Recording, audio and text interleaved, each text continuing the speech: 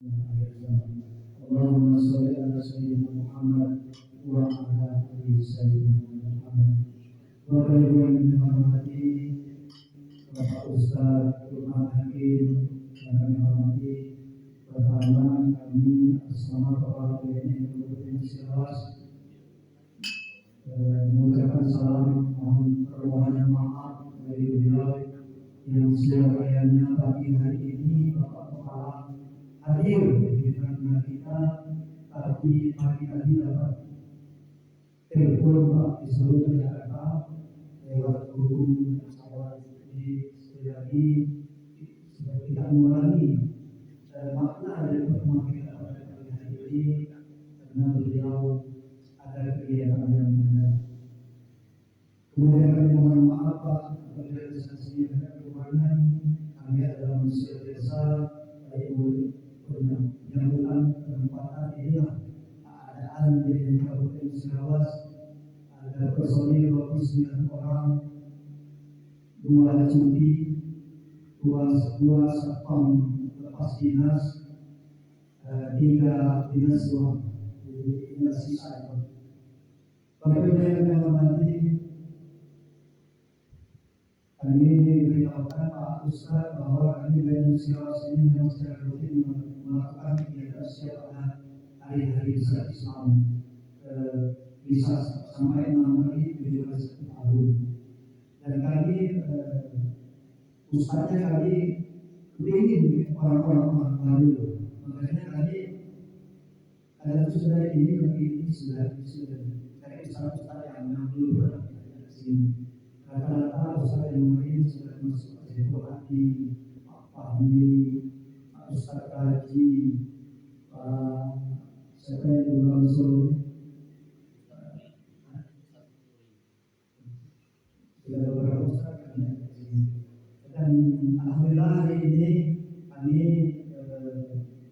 mengundang Pak Ustaz Lukman Hakim untuk memberikan pencerahan kepada kami, karena kami akui Pak, kami memang ada yang S1, ada yang sudah S2 dan Sirawas ini, tapi tentang pemahaman Islam dan apa yang harus dilakukan sebagai umat manusia setiap langkah kegiatan sehari-hari sesuai dengan ajaran Islam. Untuk itu Pak, kami mohon pencerahannya, tidak usah sungkan-sungkan, baik itu tentang kewajiban sebagai tentang sholat, tentang zakat, tentang apapun yang memiliki makna dan menjadi berkah bagi kami.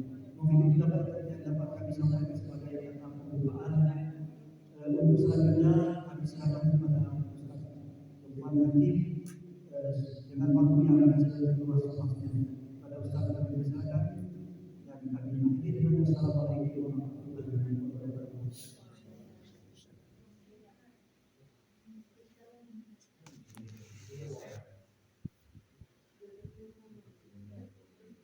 Assalamualaikum warahmatullahi wabarakatuh. Waalaikumsalam warahmatullahi wabarakatuh.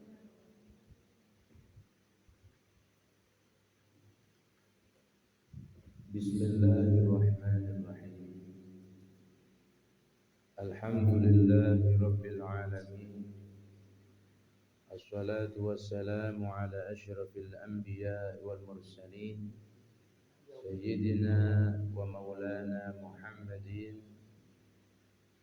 wa ala alihi wa ashabihi ajma'in.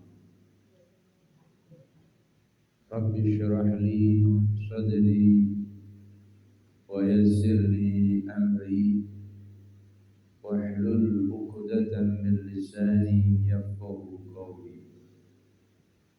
Amma ba'du. Bapak pimpinan daripada kantor Badan Narkotika Nasional Sirawas, wakilnya, stafnya, dan seluruh bapak-bapak, ibu-ibu yang hadir di mushola kantor BNN Sirawas yang dirahmati Allah.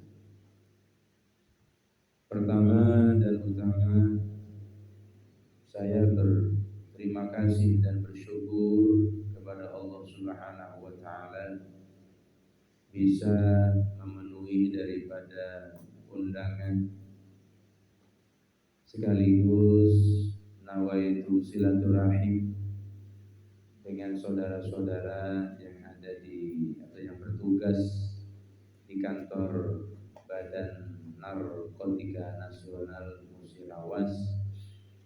Dan alhamdulillah kondisi daripada saudara-saudara yang di sini mudah-mudahan selalu diberikan kesehatan, sehat walafiat sehingga bisa melaksanakan tugas negara dengan baik. Dan mudah-mudahan apa yang kita lakukan, apa yang kita kerjakan, apa yang kita perbuat, apa yang kita jadikan aktivitas keseharian, ini semuanya bernilai ibadah tentunya. Kenapa demikian? Sebab Rasulullah Shallallahu Alaihi Wasallam bersabda, khairun nas anfa'uhum linnas. Sebaik-baik manusia adalah manfaat bagi manusia yang lain. Jadi khairun nas anfa'uhum linnas. Sebaik-baik manusia adalah manfaat bagi manusia yang lain. Apapun profesi kita, apapun pekerjaan kita, apapun yang kita gawikan, selagi itu ada nilai kemanfaatan, maka itu bagian yang dikategorikan menjadi manusia yang baik. Kita tugas di kantor Badan Narkotika Nasional. Ini sekian banyak yang diurusi, sekian banyak problem, sekian banyak persoalan, setiap sekian banyak target-target yang harus dipenuhi demi kemaslahatan daripada masyarakat, demi kemaslahatan daripada daerah. Di daerah Musirawas ini ada kantor Badan Narkotika Nasional yang kurang lebih ini kan mengurusi hal-hal yang berkenaan dengan narkotika, baik itu yang berbentuk macam-macam, saya kurang paham. Yang jelas khairun nas anfa'uhum linnas. Sebaik-baik manusia adalah manfaat bagi manusia yang lain. Jadi kita ini jadi apapun, kerja dimanapun, substansinya adalah sampai di mana kemanfaatan kita.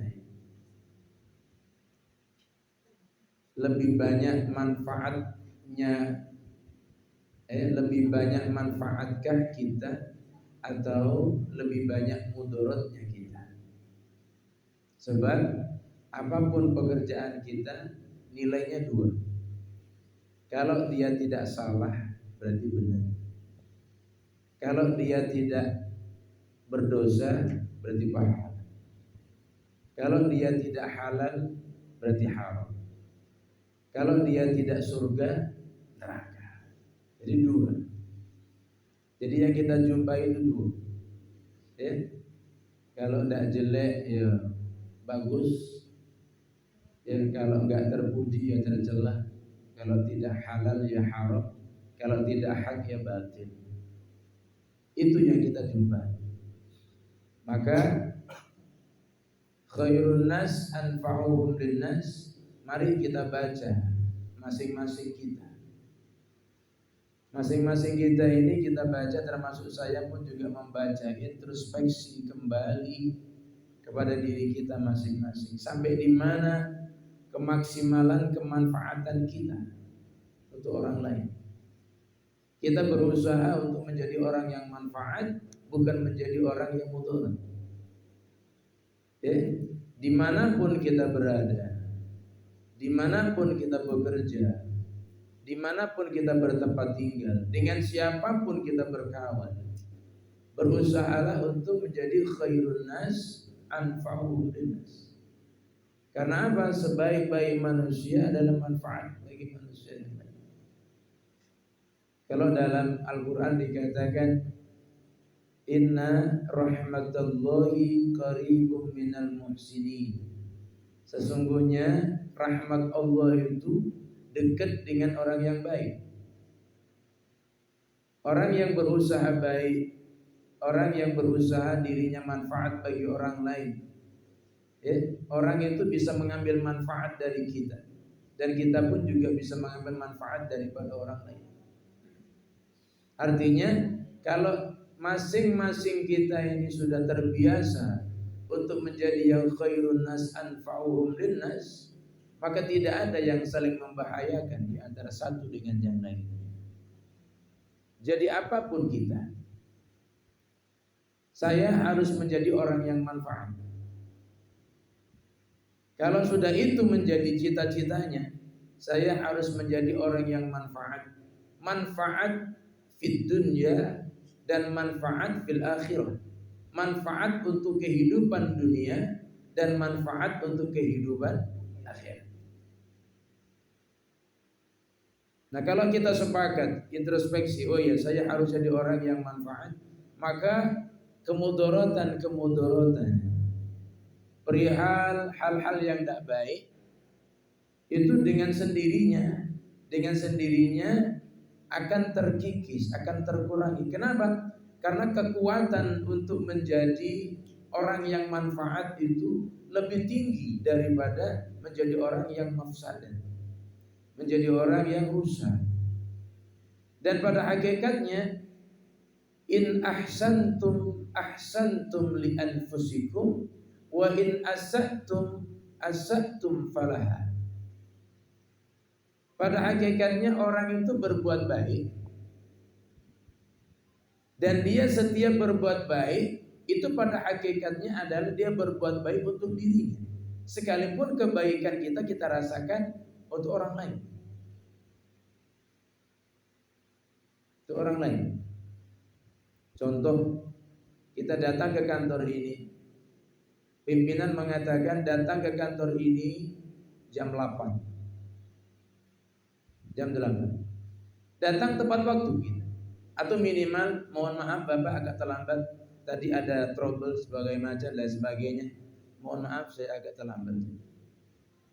Ini al-aks. Sebaliknya nanti, ketika kita dijadikan pimpinan, kita akan menemukan orang yang disiplin. Kenapa? In ahsantum li anfusikum. Ketika kita berbuat baik, pada hakikatnya adalah kita berbuat baik untuk diri kita. Itu contoh.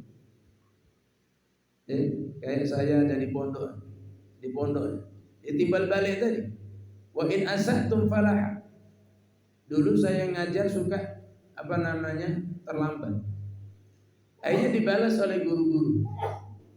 Saya ngomong masuk SMP ngajar jam 7:15 menit atau 15 menit sebelum jam pelajaran dimulai sudah harus on time di pondok pesantren untuk ngajar. Itu jam 8, kadang jam 9 baru masuk. Kenapa? Ya timbal balik. Wa in asa'tum falah. Karena perbuatan kita sendiri. Saya dulu juga disuruh ngajar, sering terlambat. Akhirnya ya sudah. Nah, ini adalah membenarkan atau apa yang difirmankan oleh Allah Subhanahu wa taala itu betul. Jadi kalau orang berbuat baik, pada hakikatnya kebaikan itu adalah kembali kepada kita yang berbuat baik. Sekalipun kebaikan itu dirasakan oleh orang lain. Nah, jadi kekuatan kita untuk menjadi orang yang baik itu harus betul-betul dipupuk terus. Baik itu kemanfaatan yang sifatnya duniawi atau kemanfaatan yang sifatnya akhirat. Sekalipun muara daripada kehidupan kita ini adalah akhirat. Muaranya itu galau-galau akhirat. Ini semuanya muslim ya. Alhamdulillah. Ya. Jadi kalau orang muslim muaranya adalah akhirat. Kenapa? Sebab orang Islam itu meyakini kullu nafsin dha'iqatul maut. Setiap yang hidup pasti akan merasakan kematian. Ketika sudah kematian berjalan, maka ada istilah alam barzah. Apa alam barzah itu? Di mana manusia mendapatkan hisab. Mendapatkan hisab, apa yang kita gawikan di dunia ini itu semuanya akan dihisab. Ya, akan dihisab, akan ditanya satu persatu apa gawe kita. Ya. Tapi kalau kita ini menjadi khairun nas anfa'uhum linnas, insyaallah seorang ayah yang meninggal dunia akan dikenang oleh anaknya. Seorang suami yang sudah tidak ada akan dikenang oleh istrinya. Seorang sahabat yang baik ketika sudah tidak ada di hadapan kita akan dikenang kebaikannya. Maka ada pepatah mengatakan apa namanya? Gajah meninggalkan gaji, singa meninggalkan belangnya. Ya, manusia meninggalkan namanya. Oh, tidak ada. Bapak sebaik daripada bapak saya. Oh, tidak ada. Suami, saya belum menemukan di Musyirawah suami yang lebih baik daripada suami saya. Begitu juga yang lain-lain. Saya dulu punya kawan, sekarang sudah pindah tugas di Kalimantan. Mulai daripada SD, SMP, SMA sampai kuliah, ini seperti kakak adik. Ngekos bareng, makan bersama. Sekarang dia pindah ke sana. Oh, kebaikannya nggak ternilai. Ini adalah kebaikan-kebaikan akan dikenang. Ya, jadi khairun nas anfa'uhum linnas. Kita jadi anak, berusaha menjadi anak yang baik sehingga orang tua kita itu mengidolakan kita. Mana anak aku itu? Kehadirannya jadi tumbuhan. Ketika dia tidak datang, ditanya oleh orang tua kita, mana anak itu? Kenapa? Karena dia baik. Tapi sebaliknya, menjadi bapak yang tidak baik, menjadi suami yang tidak baik, menjadi anak yang tidak baik, menjadi kawan yang tidak baik, enggan kita untuk mengenalnya. Itu sama manusia, apalagi Allah Subhanahu wa ta'ala. Makanya khairun nas anfa'uhum linnas ini jadi slogan betul. Ya, mungkin ada orang tidak lemak gawe di BNN ini, lemak gawe di situ. Ya. Yang di situ ngomong juga, kata siapa lemak gawe di situ daripada di sini. Nah, yang mana yang lemah? Tak kata yang lemah, karena apa? Karena tujuannya bukan menjadi orang yang manfaat, ya, yang muaranya itu dunia dan akhirat. Makanya harus kita ingat bahwasanya Allah itu memberikan bukan yang kita minta, tapi Allah itu memberikan apa yang saat ini kita butuhkan. Kalau yang kita minta banyak sekali, banyak sekali. Maka kalau boleh saya memberikan wasiat-wasiat kepada saya pribadi dan kepada kita semuanya, mari kita bersama-sama untuk berusaha untuk menjadi orang yang bermanfaat bagi orang lain. Bermanfaat bagi orang lain sebagaimana apa yang disabdakan Rasulullah, khairun nas anfa'uhum linnas. Sebaik-baik manusia adalah manfaat bagi manusia yang lain. Sebaliknya jangan. Paling buruk-buruknya manusia adalah manusia yang tidak bermanfaat bagi orang lain. Makanya suami istri dikasih keturunan anak. Apa sekarang timbal balik anak untuk orang tua? Jadilah anak yang bermanfaat untuk kedua orang tua. Salah satu hadis, man fasah bil Quran, siapa orang yang fasih membaca Al-Quran, fadilah daripada orang yang fasih membaca Al-Quran atau anak yang fasih membaca Al-Quran, maka ini akan menjadi sebab Allah memberikan hadiah terhadap kedua orang tuanya. Nanti di surga dia akan mendapatkan hadiah. Sampai orang tuanya tanya, min aina hadhil hadiyah? Dari mana hadiah ini aku dapatkan? Maka apa kata Allah? Dikarenakan disebabkan anak kamu yang fasih membaca Al-Quran. Ternyata apa? Kemanfaatan anak untuk orang tua bukan hanya dirasakan di dunia, bahkan sampai nanti di akhirat. Bahkan Nabi pun juga mengajarkan, idza mata ibnu adam inqata'a 'amalu illa min thalathin. Ketika anak Adam sudah meninggal dunia, maka terputus amal ibadahnya kecuali yang tiga. Shadaqatun jariyah, orang yang bersedekah. Yang kedua, waladun saleh. Gitu. Orang tua kita yang sudah ada di alam barzakh. Bagaimana caranya orang tua kita di alam barzakh ini mendapatkan kenikmatan, mendapatkan raudhah min riyadil jannah, mendapatkan taman bagian dari taman surga. Andaikan kita berbalik, bisa kita dialog dengan orang tua yang sudah ada di alam barzakh. Mumpung kau masih di dunia, kalau panas kamu masih baca untuk meniup, bertiup. Kalau hujan kamu masih bisa minggir. Kalau kamu lapar masih bisa makan. Kalau kamu haus masih bisa minum. Kalau kamu susah masih bisa datang ke sana dan kemari. Ketika sudah bapak dan ibu ada di alam barzakh, nak kemana lagi? Makanya Nabi mengatakan, waladun saleh yad'ulah, anak yang soleh yang mendoakan kedua orang tuanya, ini adalah anak yang ditunggu oleh orang tuanya di alam barzakh. Maka khairun nas, apa gunanya kamu punya anak kamu lupa dengan orang tua? Ya, kebalikannya tadi. Saya sendiri kadang-kadang mendoakan orang tua itu lupa. Padahal sudah tiap hari majelis taklim, ngadepi santri tiap hari. Tiap hari. Itu aja kadang-kadang lupa mendoakan orang tua. Terus bagaimana dengan anak saya nanti? Bagaimana dengan anak saya nanti? Nah, maka saya berusaha birru aba'akum tabirrukum abna'ukum wa'ifu 'anil nisa ta'ifu nisa'akum. Berbaktilah kamu kepada kedua orang tua kamu, niscaya nanti anak-anak kamu pun juga lebih berbakti sebagaimana dulu kamu berbakti kepada orang tua.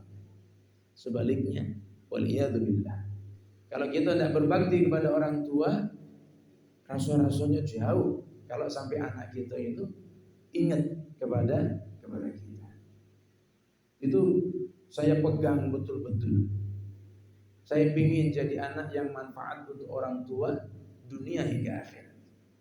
Nek jari wong Jawa, dadi yo arek sing iso membawa nama baik wong tua. Jangan jadi anak yang merusak nama baik wong tua. Kalau bapaknya tukang ojek, ya kamu jangan jadi tukang ojek. Apa? Bos ojeknya. Kalau kamu umpamanya bapak kamu jadi taksi, ya minimal kamu itu jadi bos taksinya. Ya membawa nama baik. Jangan membawa nama buruk wong tua. Ya. Ada bapak ibunya mohon maaf preman dia. Sampean datang balik seragamnya bagus, mobilnya bagus. Orang jinu, siapa itu? Ini anak wong itu, tidak nyangkul. Bapak ibunya tidak karuan, anaknya jadi wong sukses. Ini namanya anak yang membawa nama baik wong tua. Begitu sebaliknya, seorang kiai, seorang ustaz, ceramah, ngalor ngidul segala macam. Tahu-tahu anaknya kena narkoba. Loh ini anak siapa? Ini namanya anak bukan membawa nama baik wong tua, tapi mencemarkan nama baik orang tua. Begitu juga dengan kantor BNN. Nah, itu. Bagusnya al-Islam mahjubun bil muslim. Islam itu tidak bisa berkembang dikarenakan apa? Dikarenakan oknum muslimnya yang membuat tidak bagus. Maka kita jago. Jangan sampai itu orang Islam yang merusak daripada Islam. Ya singkat contoh aja. BNN ini akan bagus kalau di dalamnya pun juga bagus. Makanya kata Nabi, inna fil jasad mudghah. Sesungguhnya di dalam jasad ini ada segumpal daging. Ya. Wa in saluhat saluhal jasadu kullu. Kalau yang segumpal daging ini bagus, maka semuanya akan bagus. Wa in fasadat, kalau dia jelek, maka fasadal jasadu kullu, maka akan rusak semuanya. Satu yang berbuat, yang lain ikut jelek. Maka saudara-saudara sekalian yang dirahmati Allah, kalau kata Nabi, jangan terlalu banyak menunjuk nasihat uang. Jangan terlalu banyak menunjuk nasihat. Kalau baca nasihatnya dikit, tapi perhatiannya yang besar. Nasihat tidak perlu banyak, tapi perhatian yang besar. Oh kabar, ngapu dah masuk kantor. Lagi ribut pak dengan bini, ngapu bini kau. Bini aku nyangkut, aku selingkuh terus. Bapakmu selingkuh dengan siapa? Ajak bini kau ke sini, aku yang ngomong. Nah itu. Ada sebab. Nasihat tidak perlu banyak, perhatian yang lebih banyak. Jadi saudara-saudara sekalian yang dirahmati Allah, mungkin ini ada session apa mau dialog ya. Kalau ada yang mau bertanya silakan. Yang jelas saya pribadi pingin. Makanya kalau ada orang ini begini kasus, bukan kasus, ada orang bertanya, Ustaz, saya mau masuk ke instansi itu. Ya monggo silakan. Cuma harus pakai sen sekian-sekian, ya udah apa bayarlah. Yang penting kamu bisa mengabdi kepada negara. Sudah teruskan. Ya, apa itu tidak dosa? Ya tidak.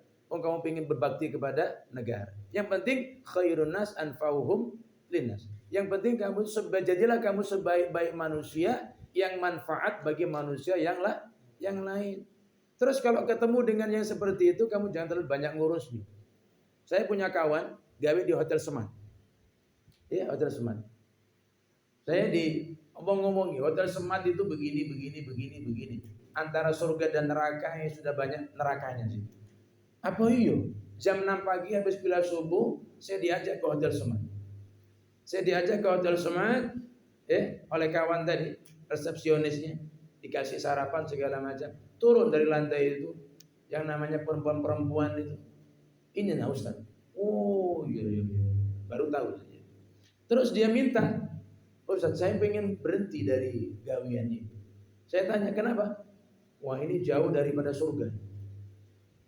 Bagaimana menurut Ustaz? Saya tidak bisa berpendapat. Bagaimana berpendapat? Saya tanya. Orang tua ada. Mertua ada. Istri ada. Anak ada. Makan dari mana? Dari saya. Boleh saya itu kamu pergi aja dari sini. Tapi ini duitnya ada. Ya, ini duit untuk nanggung orang tua kamu.